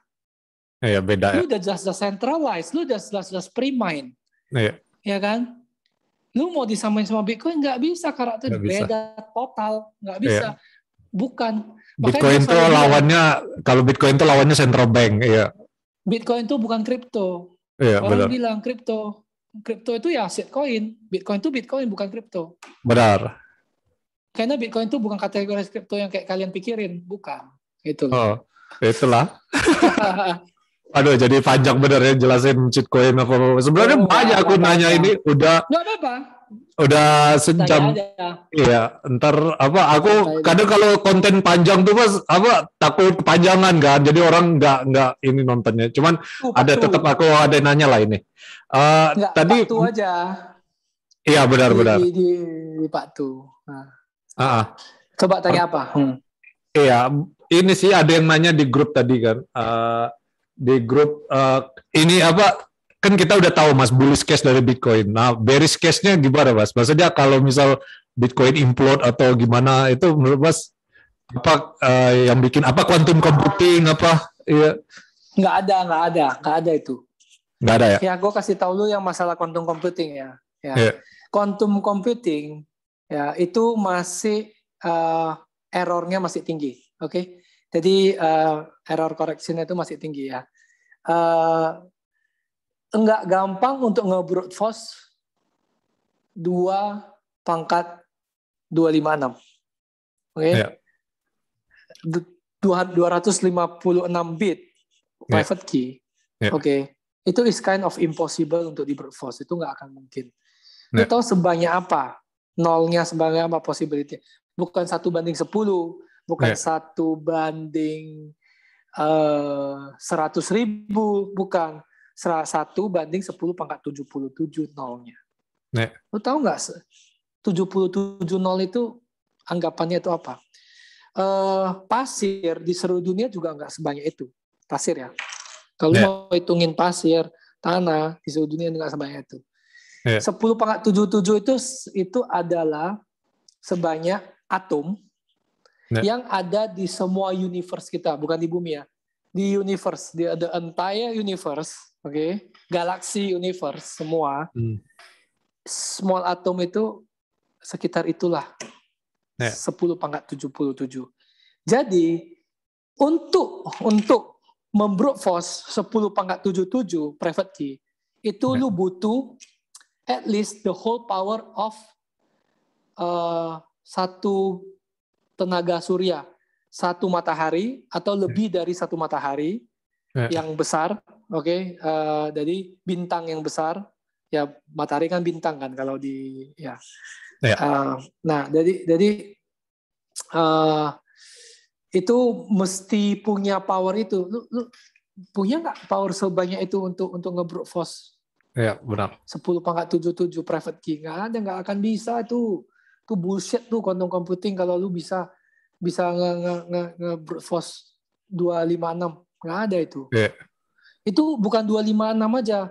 Tahu nggak private key jadi public key atau lu mau ngederive dari balikin antara public key jadi itu nggak bisa, itu single encryption. Jadi lu tahu address, lu nggak bisa balikin, lu bisa tahu nggak bisa. Itu one way. Iya benar. SHA itu one way. Jadi lu nggak bisa dari ini, lu nggak bisa predik apa sih inputnya, itu nggak akan bisa. Sampai kiamat pun, sampai apapun jadinya itu nggak akan bisa. Jadi FAT untuk Bitcoin itu diulang-ulang sih pakainya. Kalau nggak FAT quantum, kalau nggak FAT energy, ya kan? Oh, Bitcoin itu nggak green, ya kan? Kalau nggak ntar FAT China ban. China ban, kalau nggak regulate. Gue kasih tahu lu ya, nggak ada regulator yang bisa ban Bitcoin. Yang ban Bitcoin itu adalah regulator yang bego. Benar. Oke? Gue kasih tahu ya, kalau misalnya ada yang nonton di sini regulator ya, jangan coba-coba ya. Kalian mau sok ngomong, oh kita mau ban Bitcoin, itu langsung bertanda kamu tuh bodoh. Regulator itu don't have any idea of what is Bitcoin, asal ngomong, kita mau ban Bitcoin. Ban apa? Pakai apa? Amerika aja nggak bisa loh ban Bitcoin. Nggak ada orang yang bisa ban Bitcoin loh. Nggak ada. Nah kayak Cina, ban Bitcoin bisa. Betul, miningnya ditutup sama dia. Yang jalanin mining gua hajar semua. Ya, game teori pasti ada negara yang mau nerima kan? Iya. Gua tanya lu, Bitcoin tetap jalan nggak di Cina? Orang bisa hold Bitcoin nggak? Tetap bisa. Masih, iya. Malahan dulu ada satu negara, Nigeria kalau nggak salah, Afrika ya. Benar. Yang ngomong ban Bitcoin, akhirnya apa? Buka kembali, mengembrace Bitcoin dia. Karena dia ban Bitcoin. India juga sama, ban Bitcoin. Dia malahan ngeban. Kamu malahan nggak bisa nge-track transaksi semua. Mending kamu regulated exchange. Semua keluar masuk, money laundry lu bisa nge-track. Karena lu KYC. Tiba-tiba lu matiin exchange, lu hilangin ini exchange semua. Lu nggak boleh jalanin exchange, nggak boleh tukar ke bank. Orang P2P, cash ke Bitcoin, mati lu carinya. Lu mau kontrol dari mana? Lebih gila lagi P2P, lu lebih nggak bisa kontrol lagi. Makanya itu kalau yang ngomong, ada negara yang sok pinter, ya sok hebat. Oh iya kita mau ban Bitcoin. Itu sih, itu gue langsung ketawa kalau lihat media kayak gitu. Gue langsung kayak mau mampus lah itu ketawanya. Itu bodoh banget tuh negara itu. Iya nggak bisa. Ya tapi gini. Ya FAT mungkin nggak terjadi sama kita. Yang maksimalis, kita udah tahu. Kita udah counter semua FAT, kita udah tahu. Kita udah berapa tahun kayak ada ratusan ribuan FAT yang udah pernah ada. Oke. Kita udah tahu cara counternya. Itu udah dipakai berulang-ulang. Oke. Tapi orang baru, orang baru ya mungkin dia baru masuk ke kripto, masuk ke Bitcoin. Terus tiba-tiba dia baca news itu apalagi news lokal ya, itu tai semua itu. Ngefatnya. Itu CNBC paling pinter lah itulah. CNBC itu paling ngefat itu. Kalau media itu CNBC paling. Gua ngomong nama aja biar mampus aja sana. Ya memang sampah gitu loh. Ya memang ya semua CNBC lokal atau internasional atau manapun itu mereka ngambil newsnya itu. Mereka tuh sama gitu loh. Ngefatnya tuh mereka pakai news ngefat. Itu source-nya sama, yang bayarinnya sama gitu loh kan. Dan tulisnya tuh sampah banget, nggak ada artinya tuh. Tulisnya tuh kayak asal tulis, asal kayak Bitcoin ini akan hilang. Ya Bitcoin ini akan di-ban. Bitcoin ini akan apalah itulah. Itu semua tuh udah males gue. Makanya gue nggak pernah baca newsnya. Benar. Gue nggak pernah baca even crypto news. Ya, even Bitcoin news itu saya biasa baca Bitcoin Magazine itu dia lebih edukatif. Analisa riset Bitcoin, dia lebih ke analisa, riset, talk about the FAT, analisa FAT gimana. Terus mereka talk the progress ke depannya kayak Taproot, bahas Taproot, Snort Signature, on-chain analysis, ya kan. Nah, itu lebih bermutu dibanding lu baca news yang bukan dari Bitcoin sendiri, apalagi yang shitcoin. Gue udah malas. Itu udah macam betul aja, itu udah pom. Wah kita. Iya benar. Antar, udahlah kalau shitcoin gue udah baca dari 2017, jadi gue udah males kayak gitu. Jadi nggak news itu, apalagi media tidak pernah mempengaruhi kita punya investment, apalagi Maksi ya kita nggak usah baca ya, nggak butuh baca news sama sekali ya. Gue kasih tahu kalian ya. Yang penting kita ngerti Bitcoin itu sesecure apa. Bitcoin itu tidak bisa dihack. Bitcoin itu langka, monetary policy-nya tidak bisa diubah, paling decentralized. Udah, lu nggak usah pinter-pinter lah, sok-sok technical analysis, trading, nggak usah. Bitcoin itu adalah investasi yang paling gampang. Benar. Tutup mata, beli aja. Put it 4-8 tahun atau 10 tahun udah. Itu CAGR ya, compound annual growth rate. Itu 100, itu kalau dipukul rata itu sekitar 150% per tahun. Untuk 10 tahun CAGR itu 150% per tahun. Gua tanya lu, ini gua challenge nih, kalau ya dari pemirsa lah, siapa lah. Ada nggak investment ya yang kasih lu 150% per tahun? Gak ada. Selain scam ya, selain money game ya. Iya. Gak ada lah. Setahun lo, constantly lo dalam 10 tahun 150%. Udah, pasti nggak ada. Udah pasti nggak ada. Even emas saja nggak bisa. Ya emas 10 tahun minus 17%. yang udah masuk setahun belakangan minus 17%, yang year to date hari ini, yang udah invest 10 tahun minus 3%. Lu bayangin. Nah, ini gue mau kasih kalian buka your mind ya, yang orang yang masih kolot, yang masih gold ya. Gue kasih tahu lu ya. Gold, even dia stable, oke lah dia, bagus gold minus 3%. Oke? Anggaplah 1.700 dulu 10 tahun yang lalu 1.700, sekarang 1.700 juga, atau 1.680. 3% berapa ya? 3% berarti sekitar kurang 400, 1.600 lah. 1.600 Ya, benar. atau 1.000, enggak. 3% itu, 1.600-an ya? Ya. Betul ya, 10%, 100, ya 3, ya. Itulah, ya benar. 1.600-an, 3%, itulah. Gue tanya lu ya, even 0%, oke? 1.700, 10 tahun yang lalu, sama $1.700, sekarang, sama nggak value-nya? Beda, inflasi ya. Yeah. Bukan, nggak inflasi, 1.700-nya, itu buying power-nya udah beda. Ya, buying power aja, iya. 10 tahun yang lalu, oke, kita ngomong lah, 2008, 1.700 itu bisa beli 4 iPhone. 4 sampai 5 iPhone. Oke? 4 sampai 5 iPhone. 1.700. Sekarang 1 iPhone 1.700, Bro. 25 juta. 25 juta, Bro. iPhone. Dulu 5 iPhone, oke? Ya, 1.700 5 iPhone. Sekarang 1 iPhone. Jadi gue tanya, invest emas itu hedge against inflation nggak? Enggak lah. Ya enggak lah. Iya. Ya enggak lah. Makanya. 1.700 lu stable, memang stabil. 1.700, 10 tahun lagi 1.700. Tapi purchasing power lu turun, bego. Iya, benar. Itulah. Goldbucks tuh banyak. Kalau orang yang invest emas, itu gue ketawain, otak lu di mana, bro? Iya, benar. Lu taruh di mana? Ngomongnya invest apaan? Setahun naik berapa, bro? 10 tahun naik berapa? Kalau invest ya. Oke lah, kalau safe haven, safe apaan? Lu 10 tahun itu value-nya berkurang. Iya, benar. Rupiahnya sama. USD-nya sama terhadap 1 kilonya, 1 gramnya.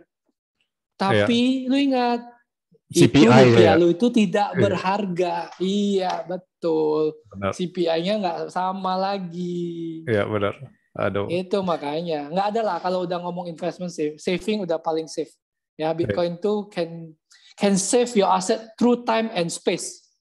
Time and space ya. Iya, benar. Ya. Emas nggak bisa through space loh. Nggak bisa. Bisa nggak tiba-tiba, lu gini ya, gue punya nih 100 kilo emas, atau 500 kilo emas, atau berapa kilo emas. Tiba-tiba nih negara, gue bukan ngomong Indonesia lah, anggap gue di mana, tiba-tiba konflik ini negara, pecah, perang, lu mau lari ke Afghanistan nih, kemarin nih. Lu mau pindah nih, mau lari, mau ke negara sebelah, atau lu mau tiba-tiba masuk pesawat, yang penting gue pergi aja lah. Lu bisa nggak angkat emas lu itu? Iya, benar. 100 kilo. Lu angkat itu semua. Lu antara di tengah jalan lu dirampok rame-rame, oke? Atau lu nggak sanggup angkat itu untuk jalan kaki ke perbatasan, terus lu lewatin itu di sana. Terus lu dirampok di sananya lagi. Nggak bisa. Kalau Bitcoin tuh bisa. Gue mau Bitcoin tuh selalu sama aku. Gue pegang private key, gue pegang wallet. Brand wallet ya? Dia ikutin gue. Ya, brand wallet. Ya kan? Gue mau sampai ke negara mana, aset gue ikut. Gue punya 10 M, ya, gue punya 100 M aset rupiah. Gue ke Amerika sekarang, 100 M itu ikut aku ke Amerika. Gue mau beli Tesla di sana, gue nggak usah lewat bank.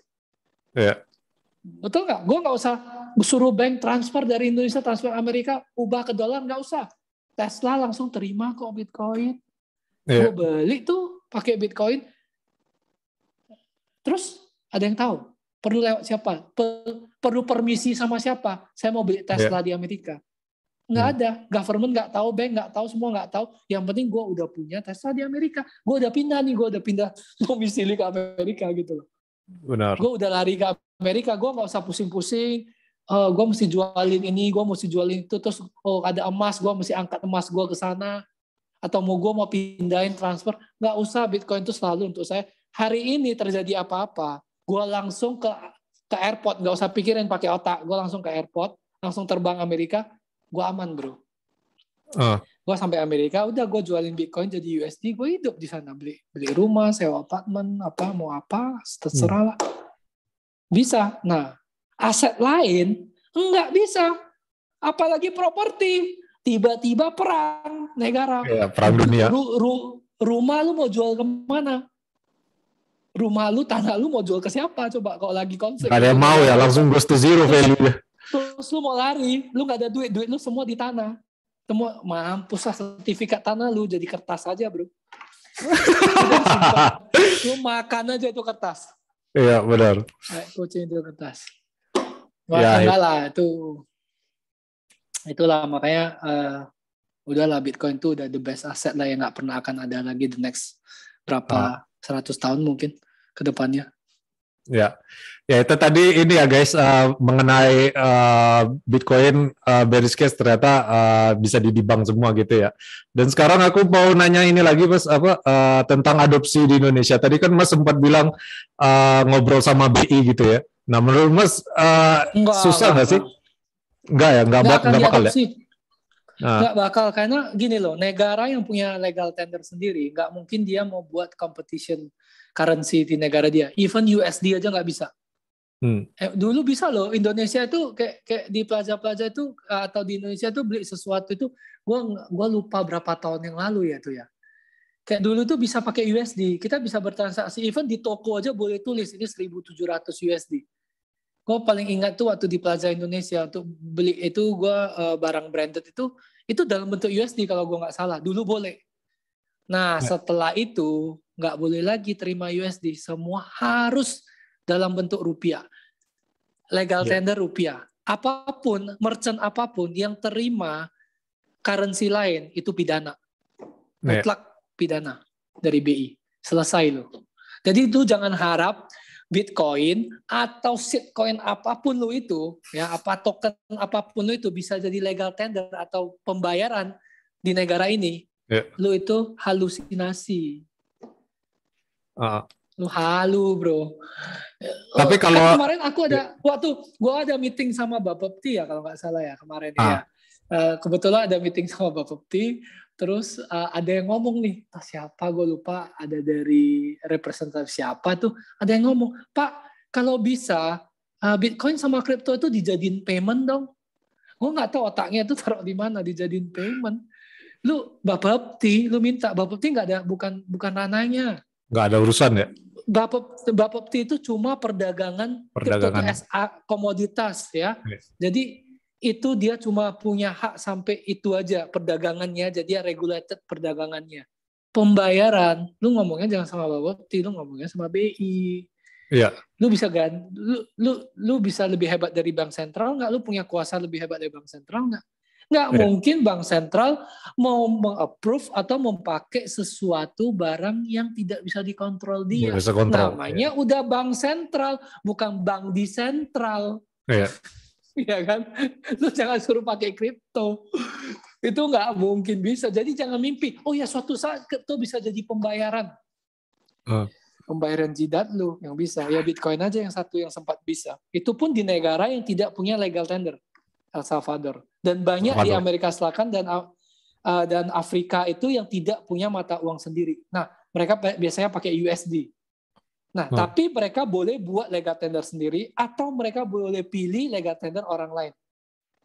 Nah, akhirnya makanya El Salvador dia nggak punya, dia bisa pakai Bitcoin as legal tender kedua. Dan dia mau jadiin pertama terserah dia atau USD pertama terserah dia. Itu negara dia. Dia berhak.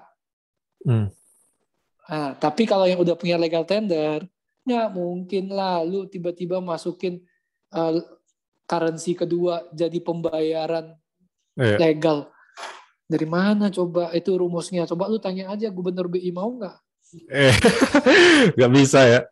Kalau bank sentralnya beli Bitcoin sebagai reserve lah, sebagai aset, sebagai kayak Nah, Michael Saylor gitu. itu mungkin. Itu mungkin. mungkin. Kedepannya mungkin banyak negara yang mulai udah tahu bahwa itu sesuatu yang SCAR ya. Jadi mereka tuh mau menjadi hedge against inflation juga. Karena mereka dulu kan Amerika itu back by gold ya.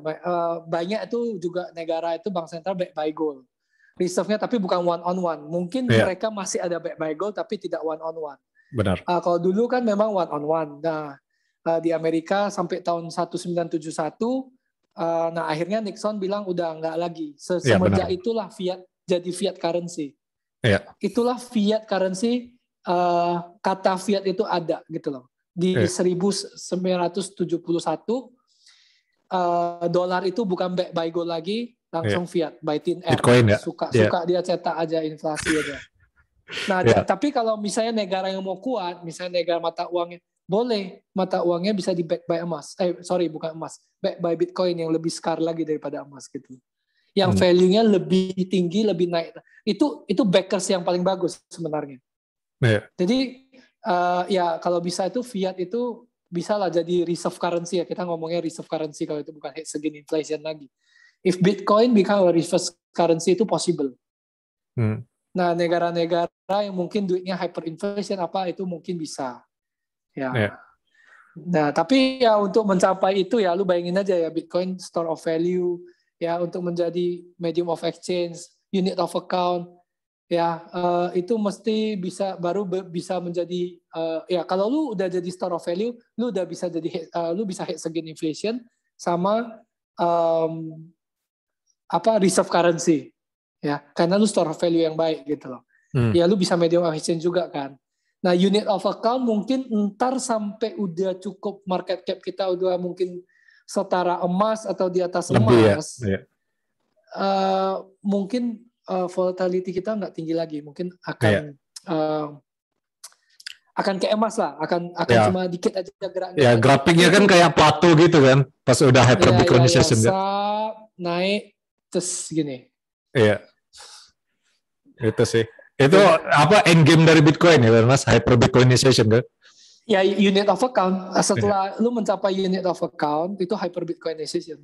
Itu berarti udah sebagai itu udah lengkap semua. Berarti udah menjadi hedge of inflation, udah menjadi reserve currency di bank sentral. Oke? Itu udah menjadi unit of account. Artinya unit of account gini. Nilai barang itu udah di pricing-nya pakai BTC, pakai Satoshi. Ya, benar. Itu berarti udah jadi unit of account.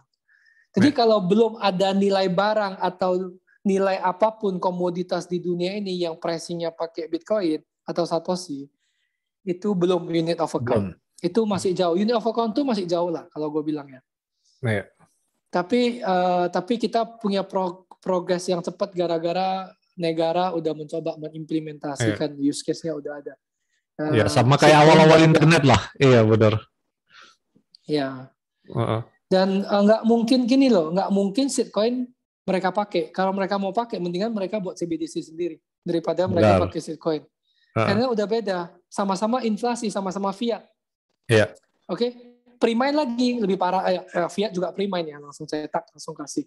Fiat juga pre-mine, shitcoin juga pre-mine. Sama-sama nggak ada cap-nya, sama-sama unlimited supply. Oke, sama-sama suka-suka mereka cetak aja. Sama-sama pakai staking. Oke. Nah, daripada dia pakai shitcoin jadi legal tender, mending dia pakai dia pakai blockchain, teknologi, bisa smart contract everything, udah jadi digital currency dia sendiri, udah. Ngapain?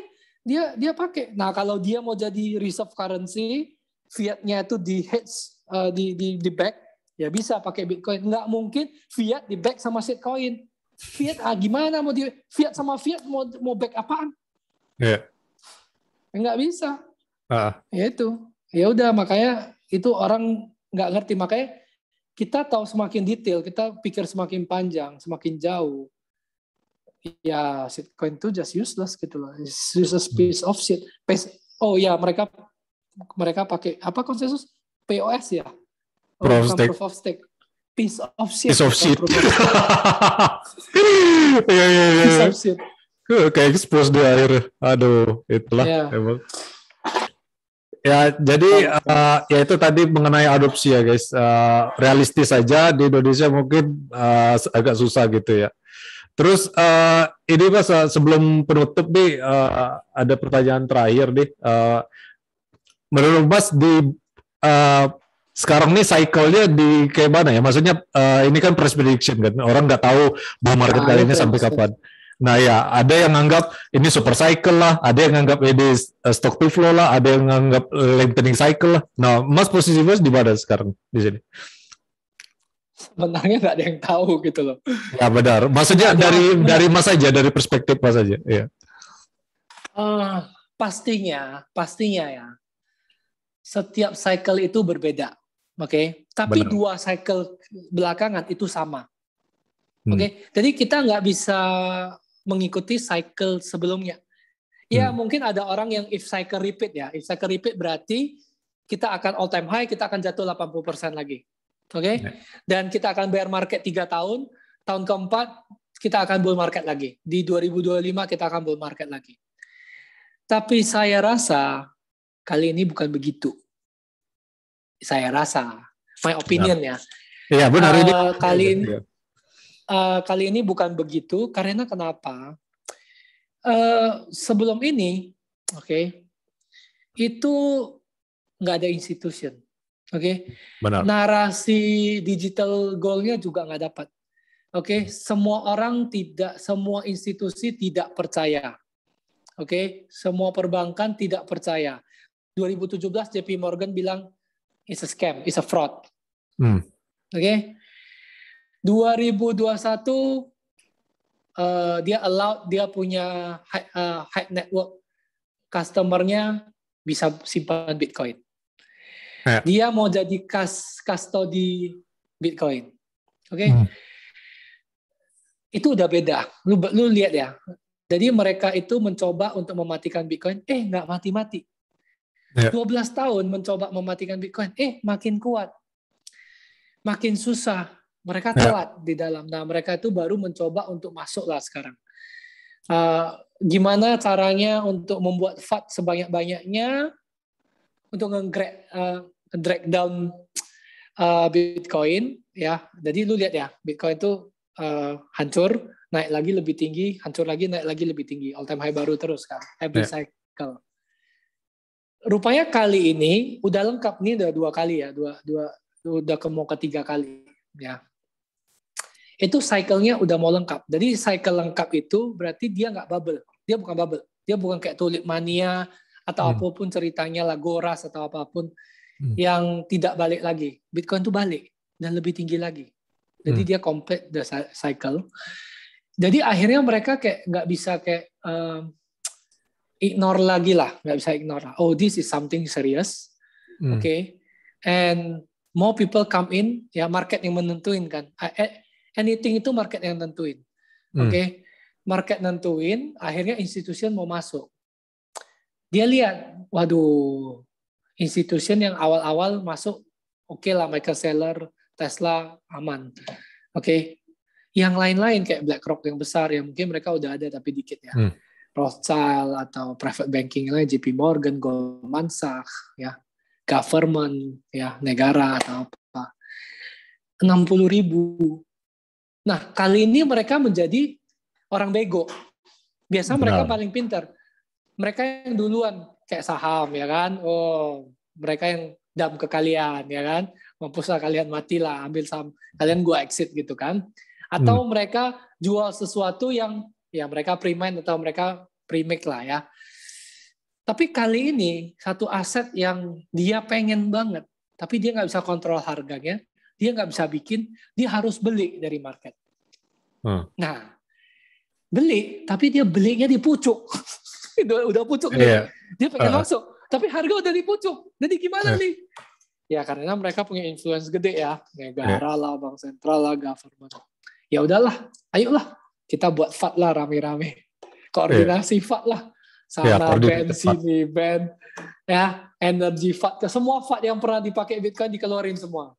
Diterek turun, oke, diturunin. Dari 65.000 Wah paling mentok 28. 28. Wah itu banyak tuh, berapa persen itu ya ditarik itu 55%, ya. Itu udah ditarik, udah di sebanyak-banyaknya dari US Treasury, mau dari Fed, mau dari siapa apapun, cuma 28.000 sanggupnya. Iya, Ya. benar. Jadi, ya itu, kalau kalian gini loh, kalau kalian nggak masuk lagi, ya, gini loh, institution government kalau udah masuk, harga kalau mereka udah profit, udah lepas, kalian yang didam sama mereka. Benar. Oke? Jadi mereka itu jadi orang pintar, selalu mau jadi orang pintar, mereka nggak mau jadi orang bodoh punya. Oke? Ya. Kalau kalian ketinggalan, kalian nggak ada power untuk drag down. Iya. Contohnya, kalian ketinggalan beli di 8.000. Iya. Oke? Setan yang bisa bawa ke 8.000. Gue tanya dulu. Government ini udah FAT setai-tainya, udah gila banget lah itu FAT-nya, udah kayak buat lu takut lah. Bitcoin gini-gini lah, di ban lah, Cina apalah ceritanya lah ya. Semua yang bisa dipakai, mereka pakai selama berapa bulan dipakai untuk ngedam kalian, membuat kalian setakut-takutnya. Oke? Masa sanggup 28.000 aja? Itu udah full power loh. Iya, benar. Terus dibeli sama mereka, terus dibeli sama Michael Saylor, beberapa institusi udah mulai masuk juga, ya kan, beberapa negara juga udah mulai masuk. Itu mereka udah masuk, oke? Itu udah FAT mati-matian, udah all power yang dipakai dari 60.000 di drag sampai 28.000. Iya. Terus lu mau nunggu di 8.000? Mau pakai apa? Itu si nenek kemarin itu. Pakai santet? Nggak pakai santet? Gitu. Kasih 8.000. Siapa yang mau santet jadi 8.000? Nggak bisa. Once kita retail ketinggalan, selamanya ketinggalan. Ketinggalan, dia benar. Udah lu nggak usah mimpi. 8.000 itu udah. Realized price Bitcoin itu udah 20.000. Realized price loh. Lu bayangin ya. Gue kasih tahu lu, bear market itu, ya kalau benar-benar di bear market, ya, itu cuma pernah cross realized price itu cuma bentar doang. Terus balik. Oke, realized price ya. Setiap kali realized price itu naik terus itu. Ya, floor-nya naik terus. Sekarang kita ada di realized price 20.400 hari ini, detik ini.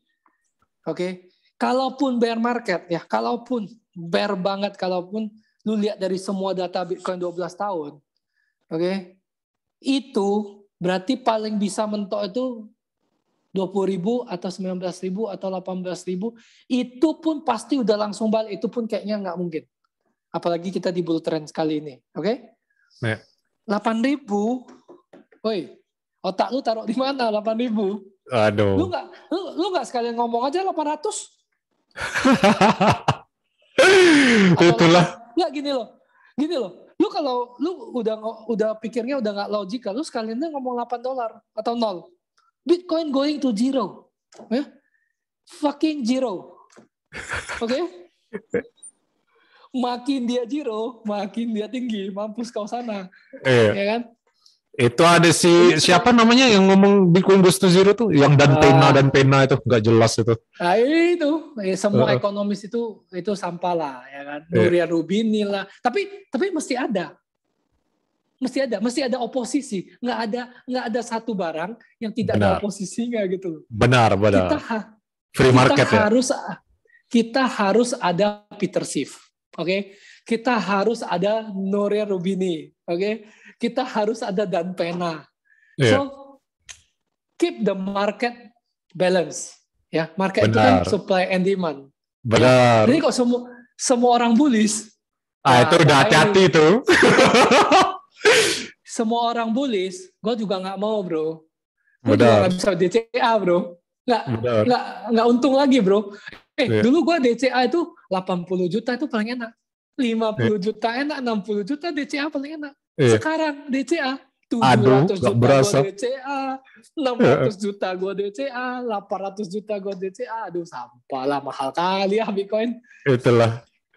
Tapi ya kita long term ya. Bitcoin itu bukan pakai blockchain teknologi, salah. Bitcoin itu pakai NGU teknologi. NGU Numbers teknologi. go Number up go up. teknologi. Iya. Iya. Itulah. Terus ini Mas ada lagi yang nanya tadi di grup gitu ya. Kalau misal ada black swan event kayak misal internet semua di dunia mati gitu. Nah, terus menurut Mas Bitcoin ini gimana nasibnya? Kalau internet mati, itu kemarin gue ngomong ke BI itu, bisa Pak kalau mau ban Bitcoin itu, ya udah potong aja internetnya. Satu Indonesia dimatiin internetnya. Berarti kita nggak bisa bertransaksi Bitcoin. Tapi nggak bisa WhatsApp juga. Nggak bisa semuanya juga. Ya, benar. Jadi internet dimatiin, data, mobile data dimatiin. Kalian nggak usah chatting, ya udah Bitcoin juga hilang gitu loh. Jadi Bitcoin tuh nggak bisa hilang, satu. Kecuali kita kena EMP shockwave, bam, boom, hilang semua listrik, ya kan? Internet hilang semua atau perang, satu dunia hilang. Tapi gini, Bitcoin tuh ada satelitnya loh sekarang, cover 5 benua loh. Oh, Blockstream ya, dari Blockstream ya? Ya. Jadi ada di satelit, node kita full node itu ada 5 di satelit. Oke, kita bisa tembak pakai parabol Astro. Kemarin mereka ada itu caranya, tutorialnya. Kalian pakai parabol yang dulu itu kayak TV apa itu, kayak First Media gitu, yang parabol kecilnya itu. Nah, terus di-connect ke receiver-nya itu, ya udah, kamu bisa bertransaksi kripto tanpa internet, tanpa line, oke? Ya, satu, benar.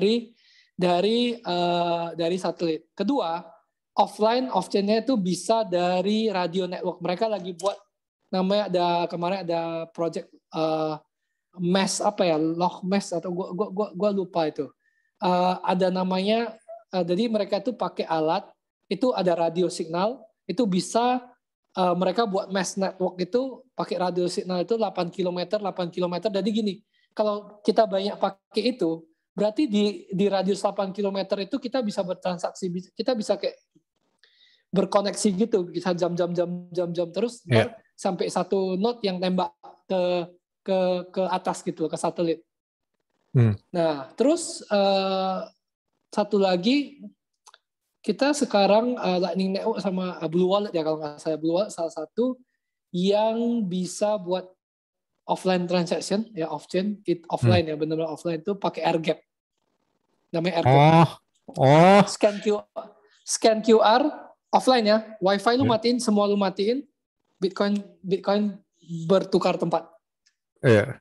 Bertukar address. Kalau tukeran private key bisa nggak Mas? Nggak bisa. Tukeran private key nggak bisa ya? Aduh. Nggak bisa. Iya. Jadi dari satu address ke address bisa offline. Jadi namanya air gap. Oh iya, benar. Ya, tanpa masuk ke blockchain. Iya, benar. Jadi itu ya, kalau misal nggak ada internet melalui satelit gitu ya, jadi ya bisa. Ya, dan sebenarnya ya, yang lebih canggih dari Shitcoin itu CBDC Cina, Yuan. Ya. Ya, digital Yuan itu bisa offline transaction.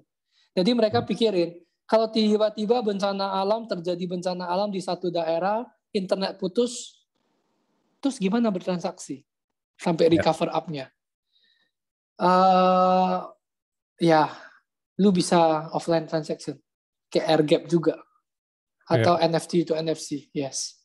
Itu tanpa harus connect ke server, harus berbicara ke server atau update dari blockchain tersebut, lu bisa memindahin aset. Itu sinting sih itu sih. Ya Bitcoin bisa juga air gap. Iya, waduh. Shitcoin good luck ya. Ya itulah agak jelas kalau Shitcoin ya. Ya udah, mungkin banyak sebenarnya sih Mas, masih boleh ditanya, cuman kayak udah sejam lebih, ini udah sejam setengah gini.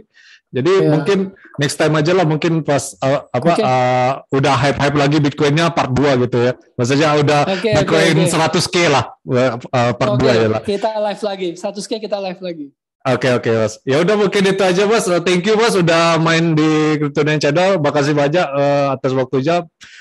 Nanti saya share ya guys mengenai CryptoWatch ID dan komunitas dari CryptoWatch ID yang sekarang udah mulai udah 4.000 ya Mas members ya. Udah mulai banyak lah udah. Sebenarnya kita nggak ngejar rame-rame, nggak ada gunanya sih. Iya, kita benar. kan nggak berbayar juga, tapi Organik ya. ya kita ya kalau kalian mau belajar, mau debat, ya silakan gitu loh. Kayak kita open to anything. Ya, Ya. ya itu. Jadi nanti saya bakal share di link deskripsi mengenai CryptoWatch. Ya udah guys, mungkin itu aja. Stay tune in the next part 2 aja ya guys.